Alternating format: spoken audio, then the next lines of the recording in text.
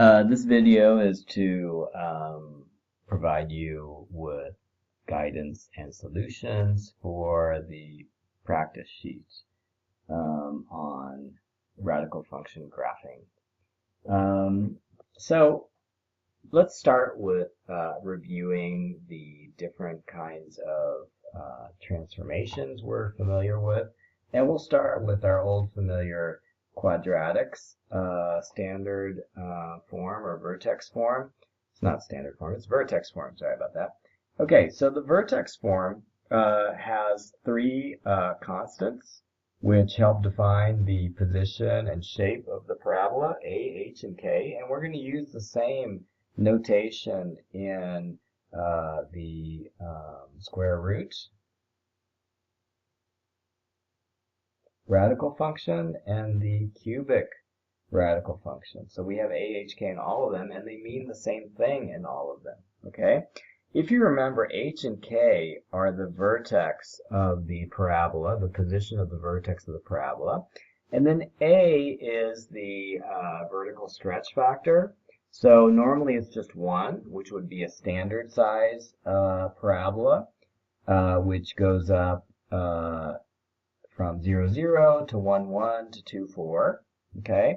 And then, of course, if A is 2, instead of 0, 0, 1, 1, 2, 4 being in the t-table, you would have doubled values. So you would have, for example, 0, 0, 1, 2, and 2, 8, if you had A equals 2, for example. So that would make the parabola go up twice as fast, okay? And then you could even have negative A values, which would kind of be like a negative stretch. It would invert the parabola. So instead of being open up parabola, it would be like an open down parabola, okay, if you have a negative value of A, okay? And for the other two functions listed here, it's the exact same thing.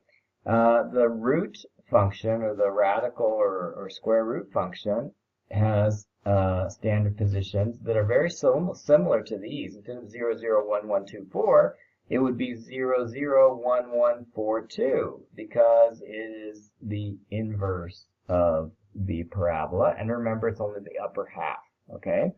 But if we have values of H and K that are not 0, then the vertex, or this point of the radical function, would be placed in the position H, K.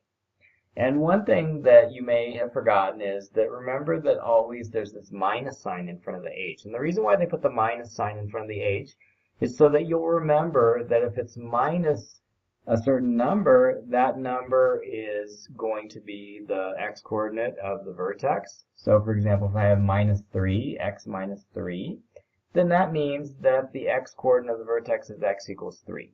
Okay, it's not going to be x equals minus 3. Okay, so it's kind of always the opposite of what you think. And it's most tricky when you have a case where, like, let's say I have 2 x minus, or x plus 1 plus 3. If I have this function here, since there's a plus 1 here, actually it's a minus negative 1. So the x-coordinate of the vertex is going to be negative 1 and not positive 1. Okay? And remember, the cubic function looks like this. Instead of normally the cubic function would be, you would cube everything. So 0, 0, 1, 1, 2, 8, because 2 cubed is 8, 3 to the 27th, right? But in this case, it's the cube root function, so we invert the x and the y. So instead of that x, y, t-table, we're going to have 0, 1, 8, 0, 1, 2. Okay, and so we're going to have 0, 1, 8, 2.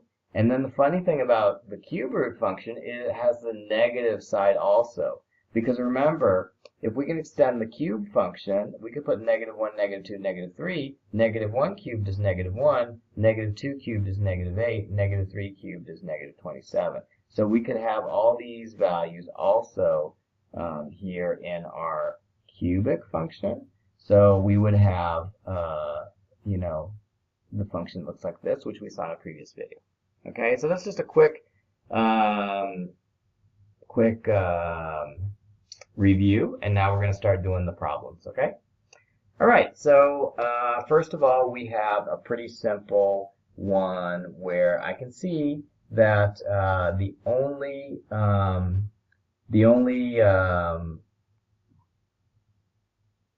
element that is doing a transformation is the -2.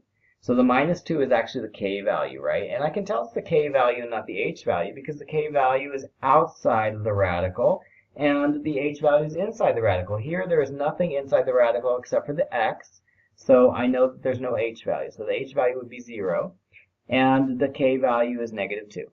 Okay, and the first thing I'm going to do is I'm going to make a standard and I'm doing it this way because I have the luxury of technology, but when you do it on paper, you're not going to do it like this, obviously. So I'm going to draw the original square root of x function, and then what I'm going to do is I'm going to transform it 2 down because I know that the k value or the y coordinate of the vertex is 2 down. Okay, so now here is the transformed function. Okay, now I'm going to do the same thing here. I'm going to draw the standard square root function, which looks kind of like that. Okay, and then I am going to transform it according to this transformation. And this -3 here is the -h, right? And I can tell it's the -h because it's inside the radical function. It's not outside the radical function. So actually the k value is 0, right? So the h value is 3, the k value is 0, and the a value, look at that, the a value happens to be -1. Okay? So what I'm going to do here is I know that it is an inverted function because a value is -1, so I'm going to draw the same function except for it's going to be upside down, okay?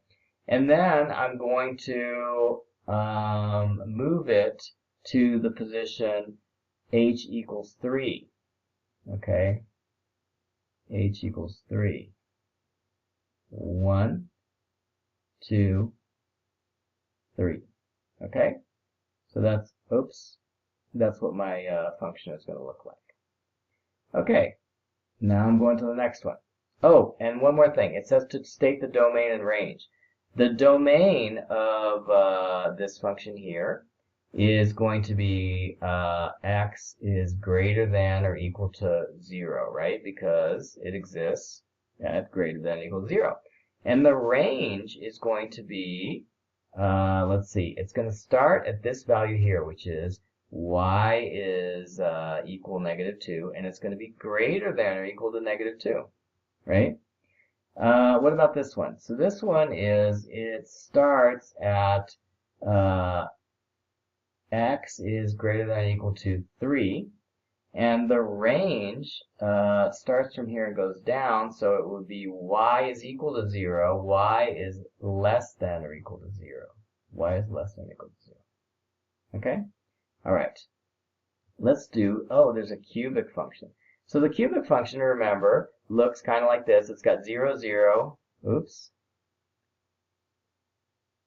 It's got 0, 0. It's got 1, 1. It's got -1, -1. It's got 1, 2, 3, 4, 5, 6, 7. It's got 8, comma, -2 or something like that. So it looks kind of like that. Oops. It looks like that. And it says that it's x -3. The -3 has the inside, which means that it's the h value. So it's -h, so it's h is equal to 3.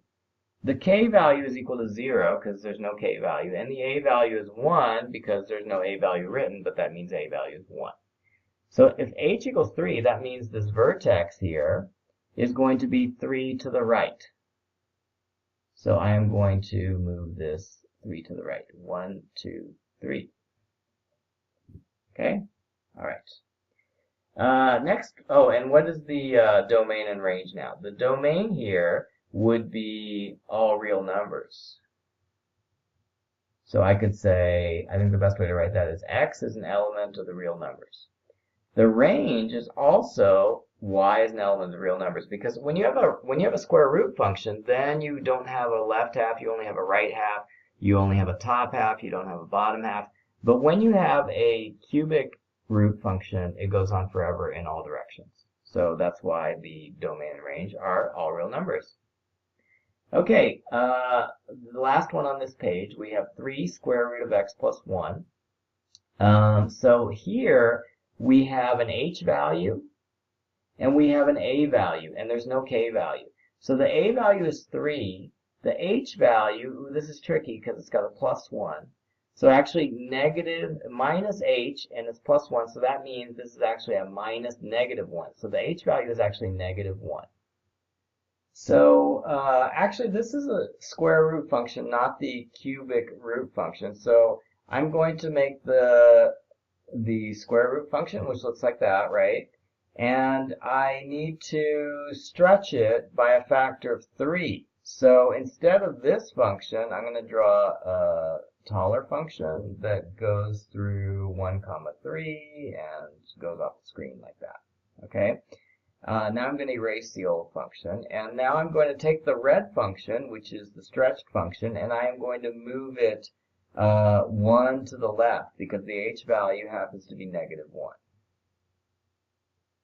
Okay, and there's my new transformation.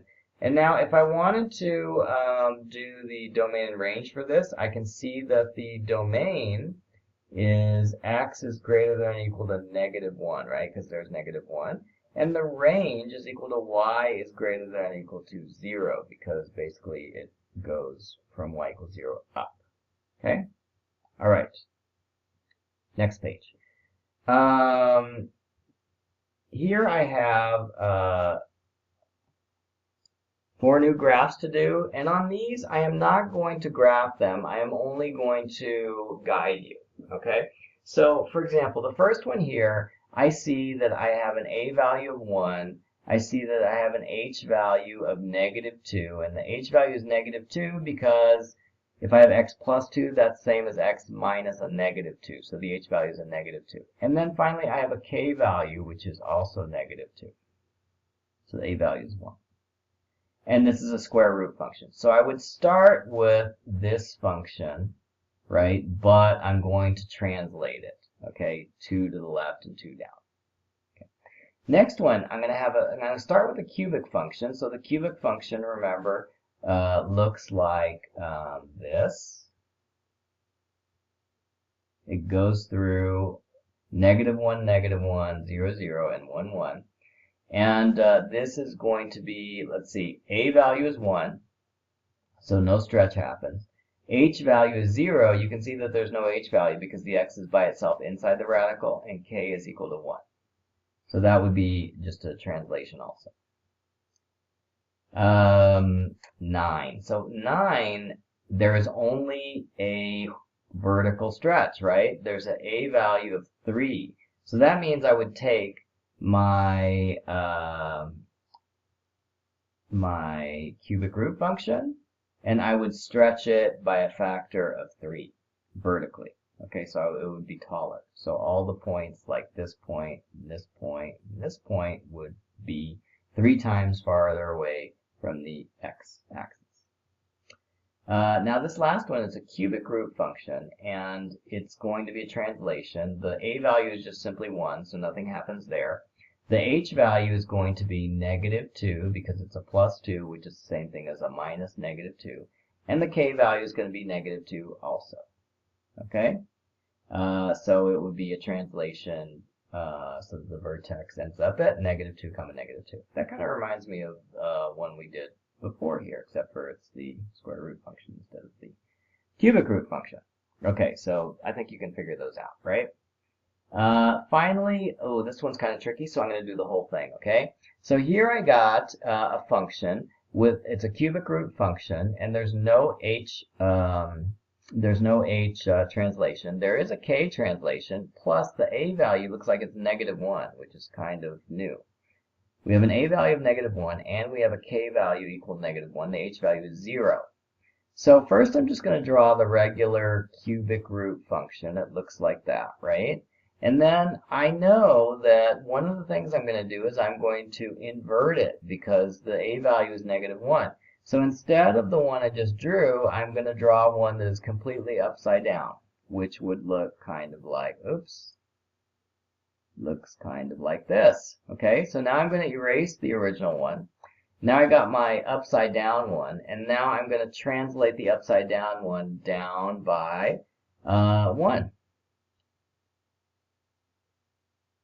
I'm going to take that and I'm going to move it down by 1. Now when you do this with your pencil, all you need to do is draw a new line with a dotted line or something, or maybe you could use your highlighter to highlight the one that's actually the translation.